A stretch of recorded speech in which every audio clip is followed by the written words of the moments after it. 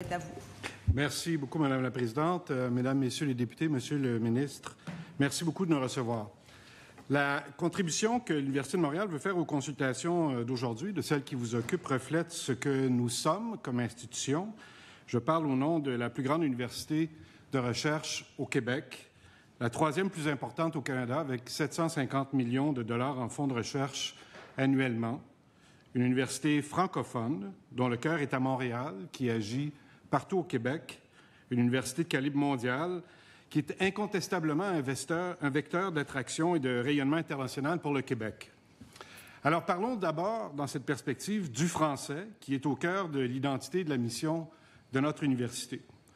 Comme grande institution québécoise, nous sommes préoccupés par la survie et la vitalité du français et conscients des menaces qui pèsent sur notre langue.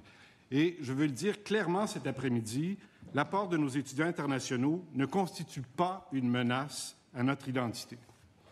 À l'Université de Montréal, près de 70 de nos 6 205 étudiants internationaux ont le français comme langue maternelle ou comme langue d'usage.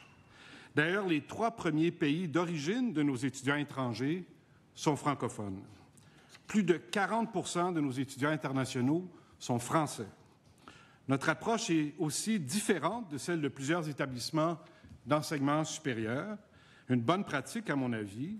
Dans la majorité de nos programmes, la connaissance du français au niveau B2 ou au niveau 7 québécois, si mes renseignements sont exacts, la connaissance du français, donc, est une condition d'admission et pas seulement une exigence à l'obtention du diplôme.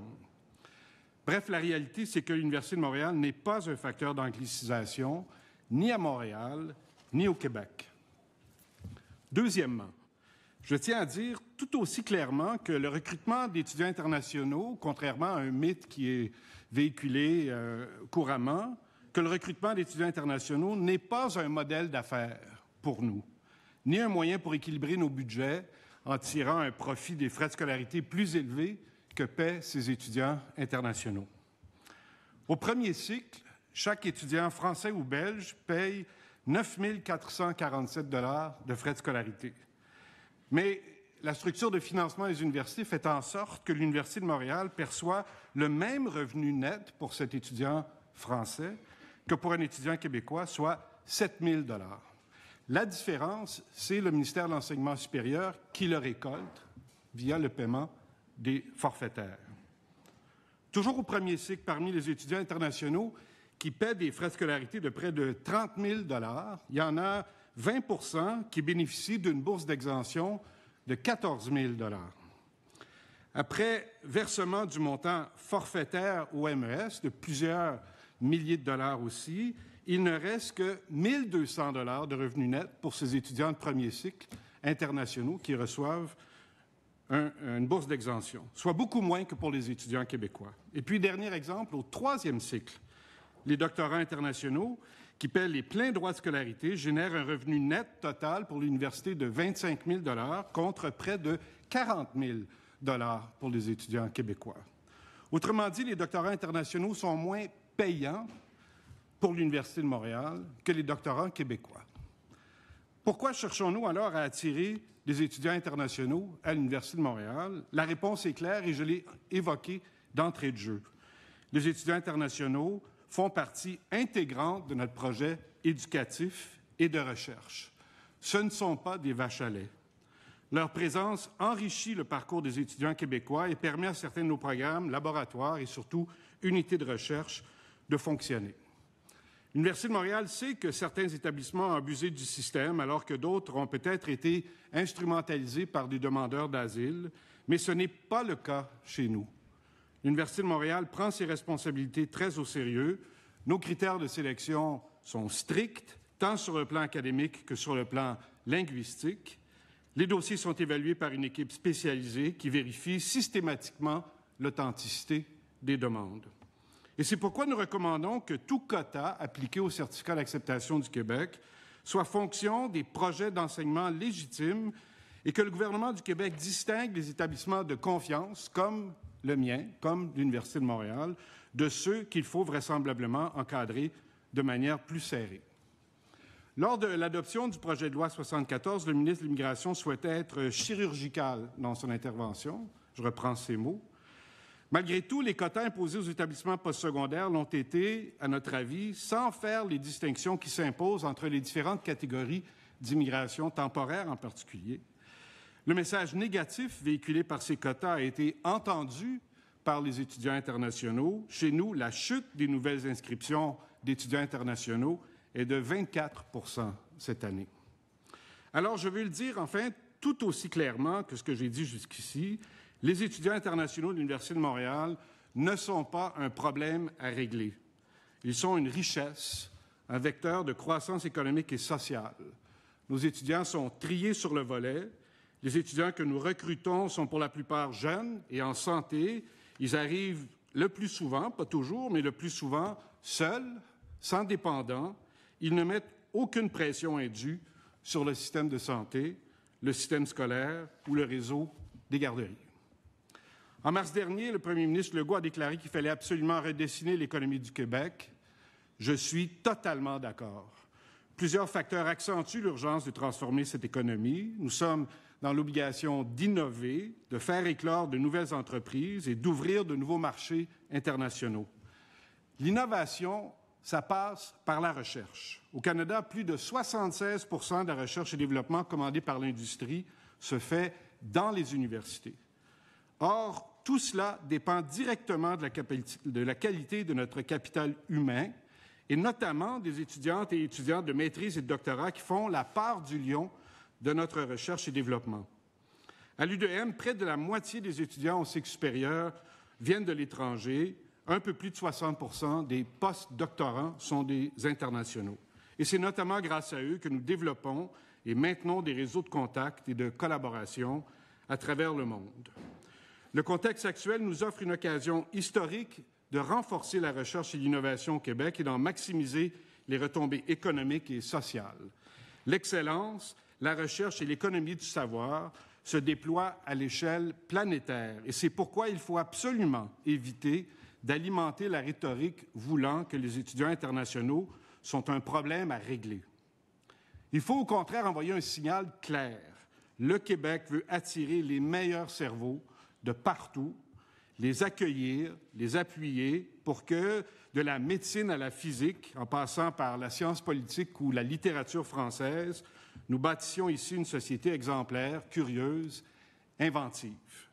Et cette réflexion alimente directement deux de nos recommandations, soit d'exclure les étudiants internationaux au deuxième et troisième cycle de l'application des quotas et de reconduire le programme de l'expérience québécois ou tout autre mécanisme qui permette de garder ici les meilleurs talents venus d'ailleurs et qui sont prêts à contribuer à l'avenir du Québec.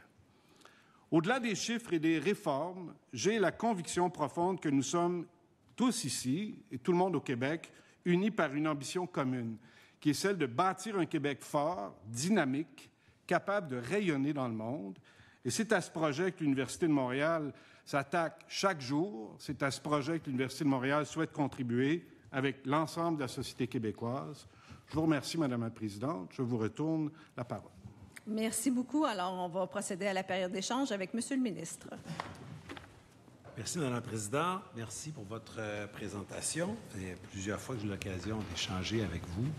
Toujours intéressant de voir la perspective qui est la vôtre et celle de votre institution.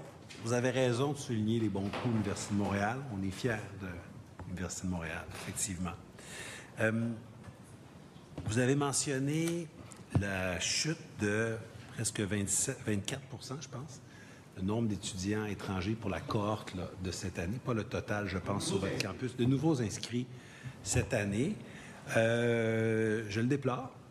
Ce n'est pas l'intention que nous avions et que nous avons avec la loi 74 qui est venue, je pense, donner des outils au gouvernement pour s'assurer qu'il n'y ait pas d'abus et pour s'assurer que la capacité d'accueil générale, pas seulement sur les campus, mais en matière d'emploi, en matière de logement, soit respectée. Il faut se rappeler qu'il y a une dizaine d'années, on avait environ tout compris, pas seulement les universités, tous les étudiants étrangers, internationaux compris, 50 000 étudiants. On est passé à peu près à 120 000. Le Parti québécois voudrait nous ramener à 50 000. On voudrait plutôt une stabilisation. Je comprends que le simple fait de poser la question a pu contribuer, non pas à être la cause, mais contribuer au climat d'incertitude qui peut avoir amené une baisse. Je pense humblement que le fait que le gouvernement canadien parle plus fort que nous à l'international, et quand le gouvernement canadien dit « moi, je vais réduire de 35 % le nombre d'étudiants », ça fait beaucoup de bruit aussi, au-delà du Québec qui dit « bien, moi, je vais stabiliser mon nombre d'étudiants internationaux ». Je pense que s'il n'y avait que nous, il aurait peut-être eu un impact. Mais je ne pense pas que ça aurait eu l'impact que ça a eu avec ce que le gouvernement canadien a fait. Mais là, on arrive à terme, puisqu'on a cette loi 74 dont on ne veut pas abuser. On fait la planification sérieuse en vous écoutant, notamment. Et bientôt, on va être capable de se donner une planification, une stabilité qui va rassurer le milieu économique, mais aussi, je pense, les milieux universitaires, puis qui va être perçue par nos partenaires à l'étranger comme rassurant. On dira, bon, voici ce que veut le Québec. Le Québec veut, je ne sais pas, on a mis au jeu 110 000, mais 105 000, 110 000, 115 000, on discutera ensemble, 120 000. Donc, on en veut des étudiants internationaux, des étudiants étrangers. Ça va être clair, ça va être écrit, ça va être limpide pour tous. Puis je pense que ça contribuera certainement à envoyer un message qui est positif, mais en même temps, on aura clarifié le contrat social qu'il y a entre l'État québécois et ses partenaires, que sont tous les dirigeants d'établissements. Oui, il y a des grandes universités comme vous l'êtes, mais il y a aussi toutes sortes d'écoles qui peuvent avoir fait des abus ou pas, parce que ce n'est pas toutes les écoles privées qui ont abusé non plus. Je veux faire attention. Par rapport aux étudiants, en fait, vous arrivez à la fin, là, à la page 20, avec 9 constats et recommandations. Vous dites d'abord exclure la 1, exclure les étudiantes, étudiants, deuxième, troisième cycle, des quotas d'immigration.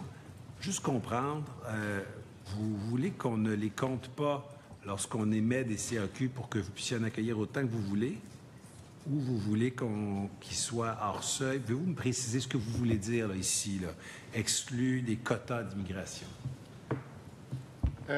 Alors, la réponse c'est que l'on souhaite l'exclusion des étudiants de deuxième et troisième cycle des quotas liés à l'octroi des certificats d'acceptation du Québec. C'est ce volet-là, je pense, de planification qui nous intéresse.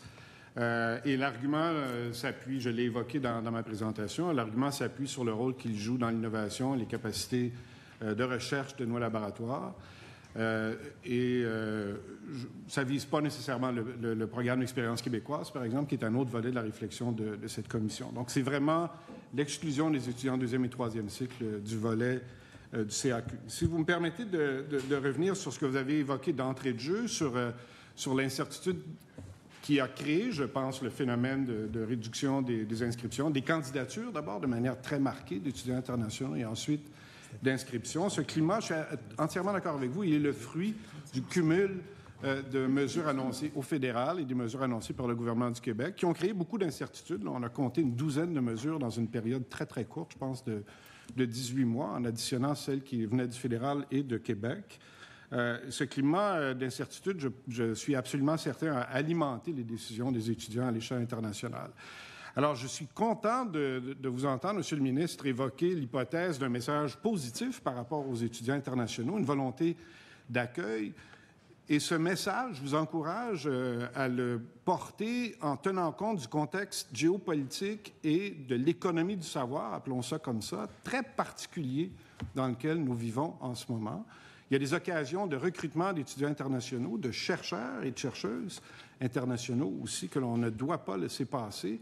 Et il me semble que le Québec est extrêmement bien placé pour porter un message d'accueil, non seulement dans une perspective de bien intégrer, de bien accueillir nos étudiants et nos chercheurs internationaux, mais aussi de profiter de cet environnement géopolitique et de se placer comme une nation qui est au premier plan de l'économie du savoir international. C'est ça le message, je pense, qui est important et qui va attirer chez nous des personnes de qualité pour travailler à l'innovation, au développement de la recherche au Québec.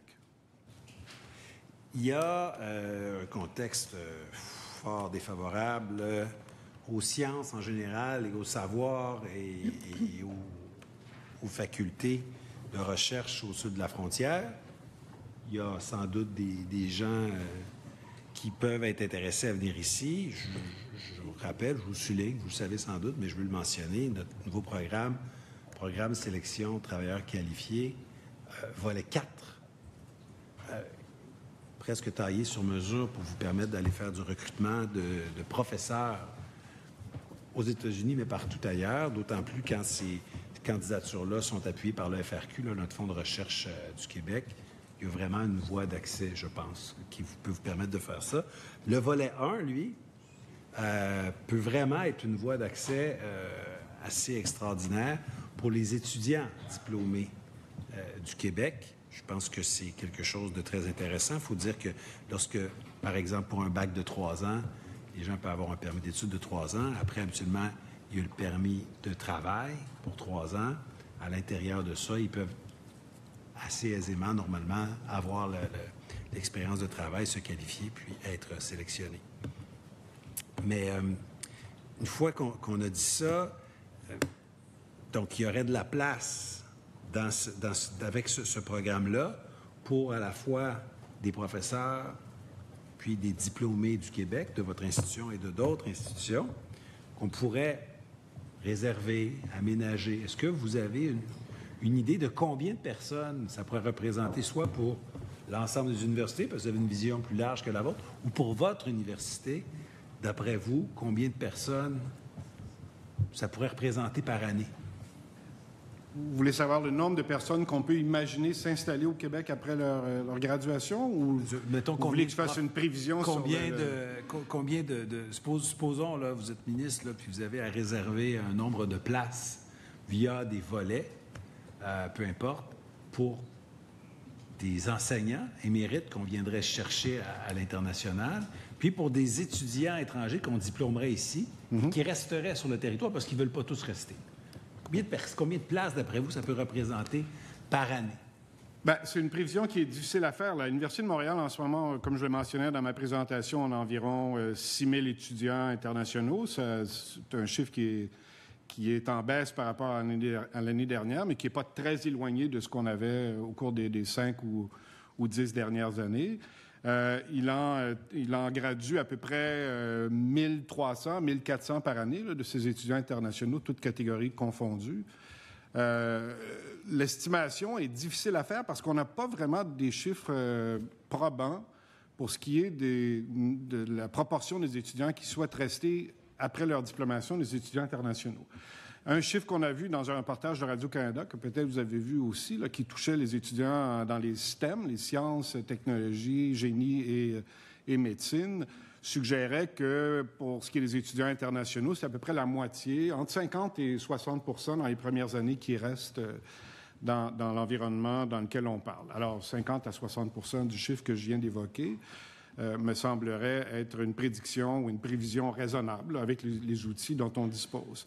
Par ailleurs, le PEC, qui est une autre voie d'entrée là, qui sert à la même fin, dans la version telle qu'elle existait auparavant, celle qui était la plus favorable, peut-être, nous donnerait une idée aussi de l'évolution du nombre de personnes issues des rangs internationaux qui souhaiteraient s'installer au Québec. Là, c'est plus difficile à prédire parce que comme le PEC a changé au fil des années, parfois avec des conditions plus exigeantes, comme il est suspendu en ce moment, il est possible qu'il y ait des pointes de demande au PEC qui soient supérieures à ce qu'on pourrait imaginer être un chiffre régulier d'année en année. Mais moi, je suis à peu près convaincu que ces deux volets-là sont intéressants. Je dirais que le PEC est plus intéressant pour les étudiants que le volet 1 que vous évoquez, là, parce qu'il y a une exigence d'expérience de travail qui est attachée à cette dernière voie d'accès, alors que le PEC se concentre sur l'existence de conditions beaucoup plus favorables pour les étudiants et qui sont faciles à remplir, en particulier pour les étudiants comme les nôtres qui maîtrisent le français là, et qui sont capables de satisfaire aux exigences du PEC. Donc, il y a la notion de renouvellement des CAC, d'une planification pragmatique. Puis, à votre recommandation 6, vous parlez du scénario C parmi les 3 scénarios Pourquoi avoir retenu ce scénario-là? Bien, écoutez, nous, on est d'avis que, comme je l'évoquais dans ma présentation, d'entrée de jeu, que l'apport d'étudiants internationaux et de personnes issues de la filière internationale, plus généralement, est un apport pour le Québec. On a de grands défis démographiques à l'avenir.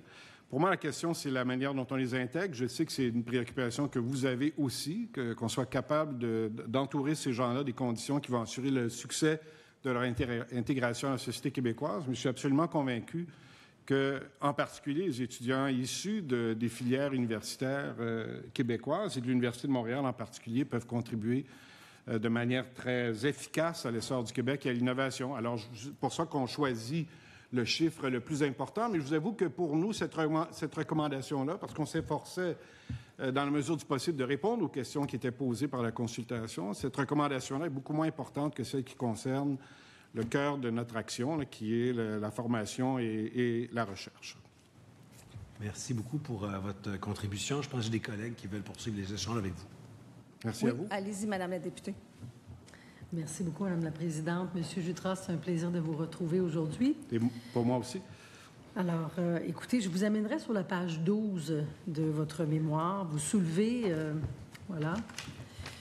qu'une approche régionalisée aurait un impact majeur sur la capacité d'innovation du réseau universitaire en général.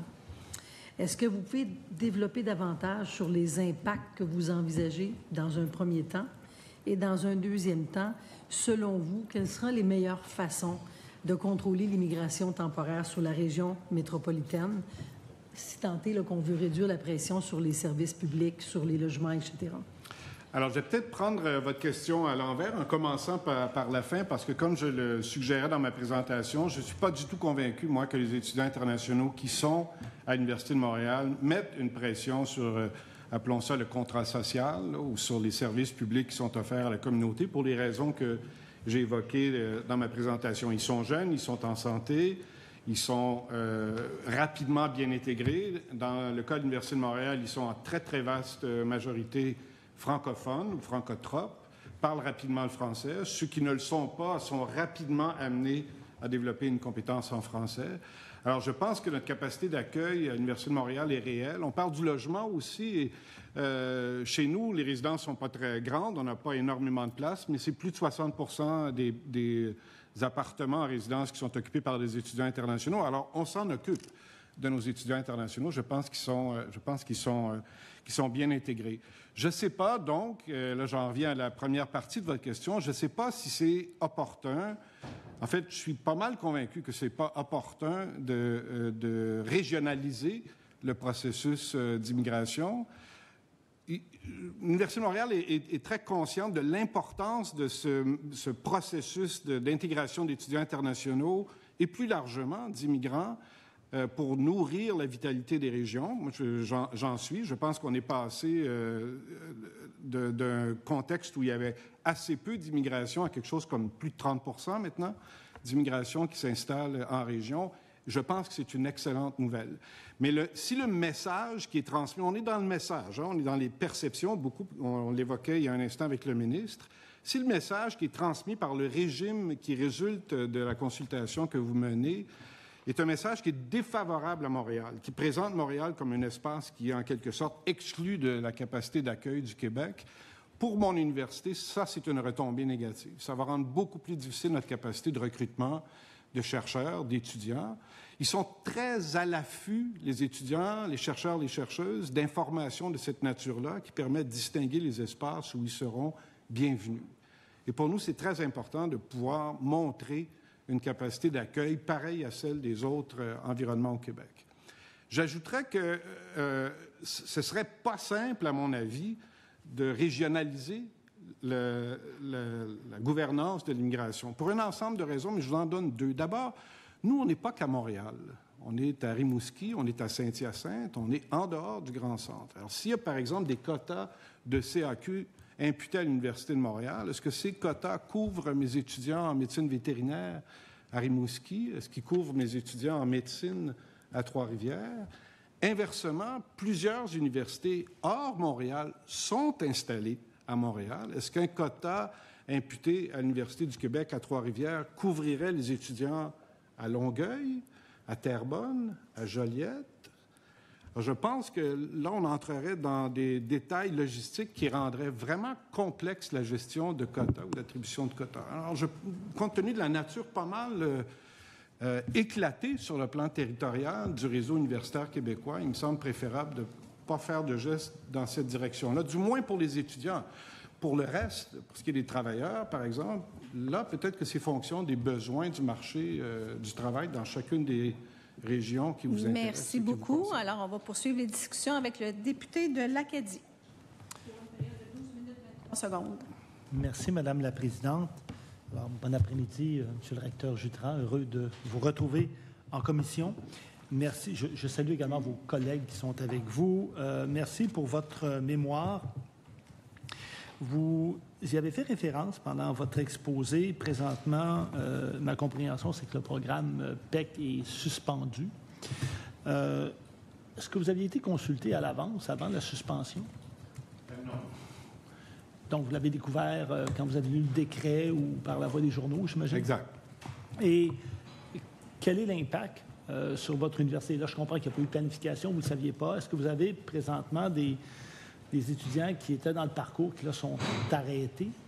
Est-ce que vous avez été capable d'évaluer ça? On n'a pas d'évaluation. Je voudrais pouvoir vous donner une évaluation vraiment solide, probante. L'évaluation qu'on a faite est fondée sur ce que l'on apprend des étudiants qui étaient dans ce parcours ou qui auraient souhaité être dans ce parcours. Parce qu'il faut comprendre que la suspension du PEC, elle vise non seulement, ou elle affecte non seulement les étudiants qui aspiraient à cette voie d'accès à l'issue de leurs études, mais aussi ceux qui envisageaient venir au Québec et qui se disaient, OK, si j'obtiens un diplôme québécois, il y a une voie d'accès via le PEC. Et là, maintenant, je ne sais pas si, pour l'avenir prévisible, si je vais au Québec comme étudiant ou étudiante, je peux compter sur la remise en place de cette mesure ou cette voie d'accès.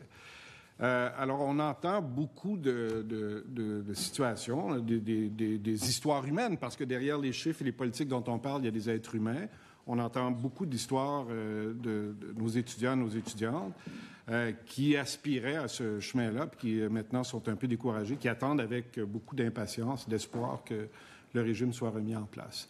Ça a eu probablement, c'est difficile à mesurer encore une fois pour les raisons que je viens d'exposer, ça a eu un effet aussi. Ça fait partie des mesures annoncées qui ont eu un effet négatif sur l'attractivité de l'Université de Montréal dans les différents marchés auxquels on envoie des invitations.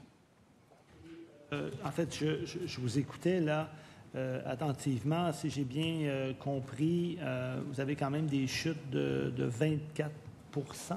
Oui.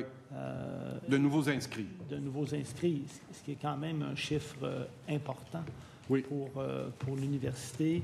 Vous allez probablement être d'accord avec moi pour dire qu'en matière d'immigration, la prévisibilité est sûrement un concept qui est excessivement important auquel il faut faire attention parce que sinon, on se ramasse dans des situations. Si on revient au PEC, je comprends qu'il y a probablement de vos étudiants qui sont venus ici parce qu'il y avait cette voie-là. Ils sont dans cette voie-là, mais là, soudainement, sans aucun avertissement, il y a une suspension et là, ils sont bloqués. Exactement, et vous avez raison d'identifier la prévisibilité comme un élément absolument critique dans les processus de recrutement d'étudiants internationaux. J'ajoute que c'est particulièrement vrai au cycle supérieur, parce que c'est pas instantané de recruter des étudiants au cycle supérieur, de les amener dans nos environnements, de leur permettre de joindre les travaux de nos chercheurs, nos chercheuses dans nos laboratoires. Alors, ça s'étale sur la durée. C'est très important pour toutes les universités, c'est vrai de la mienne comme de toutes les universités au Québec qui aspirent à recruter des étudiants internationaux, que l'on ait une prévisibilité sur plusieurs années. D'où l'intérêt d'établir une planification pluriannuelle, puis d'envoyer un message aussi clair que possible que le Québec est ouvert et souhaite accueillir les meilleurs cerveaux dans le monde, à la fois du côté des étudiants, du côté des profs et des chercheurs. Parce qu'on évoquait tantôt les programmes de travailleurs spécialisés, et je reviens sur le fait qu'au cours de la dernière année, on a suspendu une voie d'accès accélérée qui bénéficiait aux enseignants, aux professeurs et aux chargés de cours. C'est le même enjeu de prévisibilité qui touchent le recrutement professoral, le recrutement de chercheurs et de chercheuses. Il faut qu'on puisse leur dire, on aura une réponse pour vous rapidement. Et si la voie d'accès maintenant est celle qui est ouverte à tous, qu'il n'y a pas de voie d'accès privilégiée, il y a de bonnes chances que ces gens-là aillent ailleurs qu'au Québec dans un processus d'immigration au Canada ou en Amérique du Nord. Parce que, et si on reprend, évidemment, ce nouveau programme dont parlait M. le ministre, le PSTQ volet 4, qui est fait pour des gens hyper spécialisés, là, de haut calibre, mais quand on regarde le site du ministère, par exemple, ça se fait sur invitation, le 28 août, il y a eu 4 invitations. Donc, ma compréhension, c'est pour 4 personnes. Alors, je ne sais pas, vous, dans vos prévisions, si vous avez besoin de plus de 4 personnes, mais ça va devenir très compliqué s'il n'y en a pas plus. Et j'aimerais que vous puissiez nous expliquer, nous parler un peu, quand vous essayez de recruter un chercheur ou un enseignant donc de haut niveau, qui a sûrement un doctorat ou un post-doc, comme on dit, vous êtes en compétition, pas seulement avec le Québec, le Canada, mais avec le monde. Est-ce que je me trompe? Non, vous ne vous trompez pas du tout, et en particulier dans le contexte actuel. Là, la compétition américaine, curieusement, est moins forte que ce qu'elle représentait il y a quelques années. On entend beaucoup de chercheurs et de chercheuses qui explorent des options hors États-Unis, alors que, je dirais, pendant ma carrière universitaire, c'était la voie privilégiée pour les chercheurs et les chercheuses, particulièrement dans les secteurs où on a besoin d'équipements coûteux et de ressources très, très importantes. Les États-Unis finançaient très fortement la recherche. C'est plus le cas, ou en tout cas, c'est moins le cas.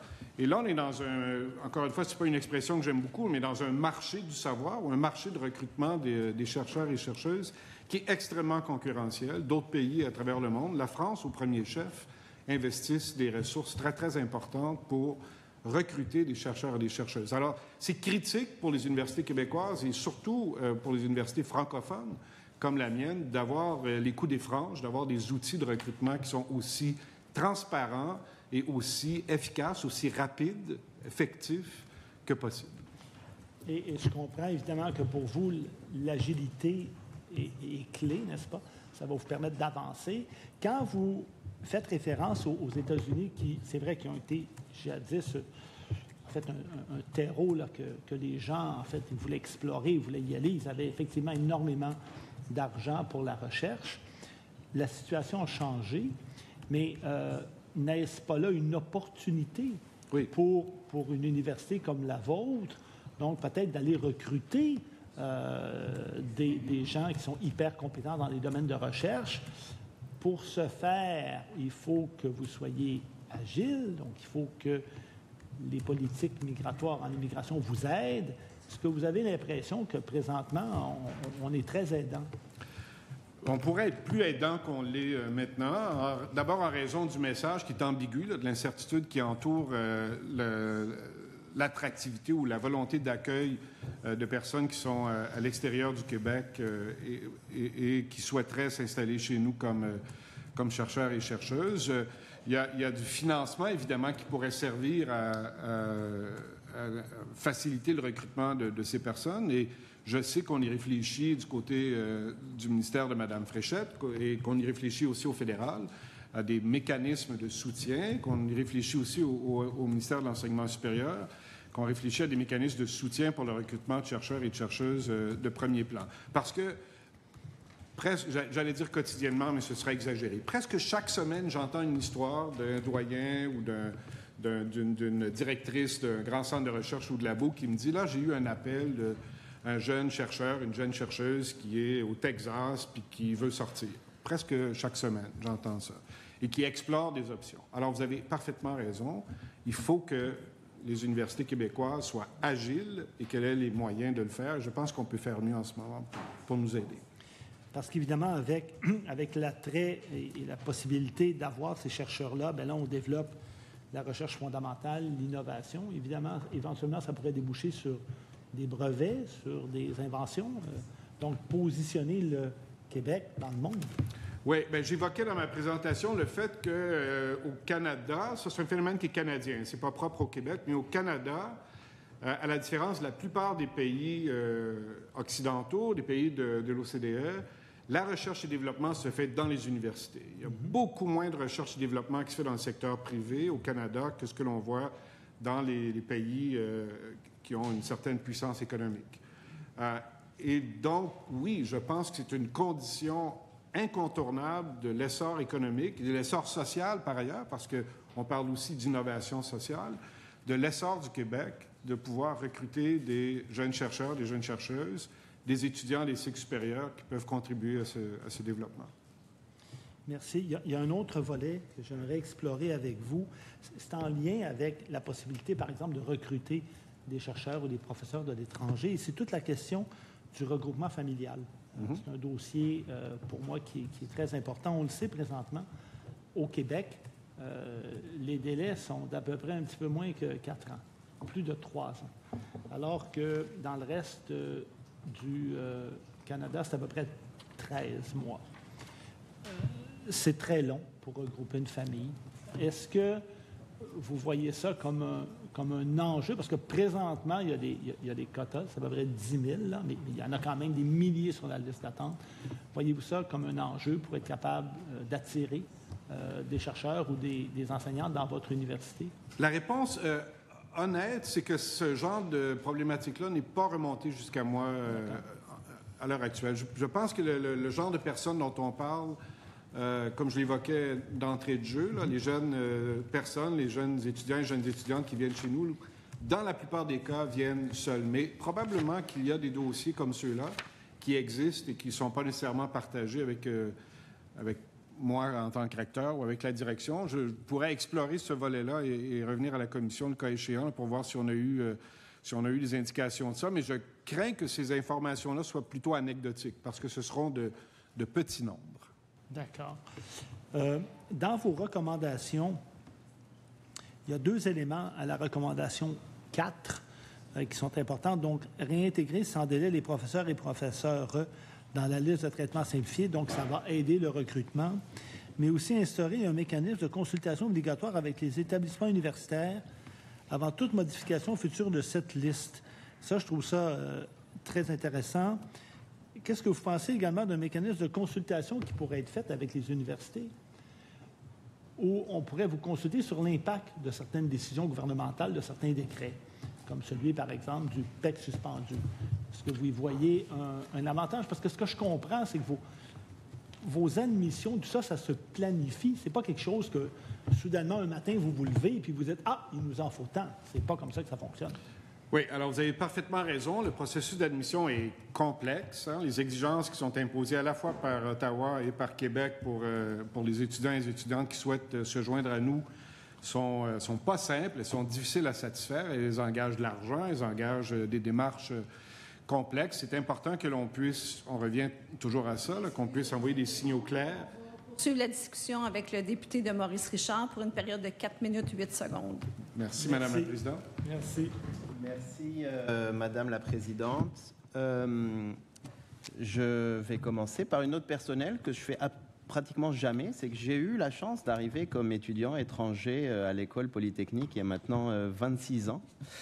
Et j'ai appris à devenir québécois au sein de votre institution, en commençant par militer avec Amnesty International du côté de Jean-Briand, avec beaucoup de plaisir. Il y a, vous dites énormément de choses vraiment importantes et je commencerai peut-être par dire c'est pas le premier projet de loi qui touche directement aux droits des étudiants à rester. Il y avait le projet de loi 74. Est-ce que vous vous êtes senti écouté déjà à l'époque? Bien, je pense qu'on a eu un certain impact. En tout cas, j'aime à croire qu'on a eu un certain impact. Nous avons présenté à cette occasion-là un mémoire conjoint des 4 grandes universités de recherche du Québec, Sherbrooke, McGill, Laval et l'Université de Montréal. Et le consensus très net entre les 4 universités, en tout cas, j'ose espérer qu'il a donné à réfléchir. Le résultat, je pense, est malheureux. Là, on voit les conséquences de ce projet de loi-là. Puis dans ma vie, j'aime pas ça, dire, ben, tu vois, on te l'avait dit, ou on vous l'avait dit que c'est ça qui arriverait. Mais c'est pas mal ça dans ce cas-ci. On avait prédit que peu importe le chiffre des quotas, c'est le message des quotas qui aurait des conséquences négatives. Alors, cette année, je dirais que la plupart des universités québécoises n'atteindront pas leur quota. C'est la prédiction que l'on peut faire. Et peut-être que certains vont dire, ah ben ça, c'est une bonne nouvelle, ça a fonctionné. Nous, on voit ça comme une très mauvaise nouvelle. Alors, je reviens peut-être à la question qui m'était posée précédemment. En fait, j'ai juste 4 minutes, si vous mettez, mais je vais aller dans le même sens. Je ne veux pas gruger votre temps. On va faire des questions très courtes et des réponses très courtes. Donc, vous, ce que vous dites, c'est la prévisibilité, le manque de prévisibilité n'aide pas à recruter. Oui. Vous dites que le fait d'avoir gelé le PEC n'aide pas à faire en sorte que les gens même postulent parce qu'ils ne savent pas s'ils vont pouvoir rester ou pas.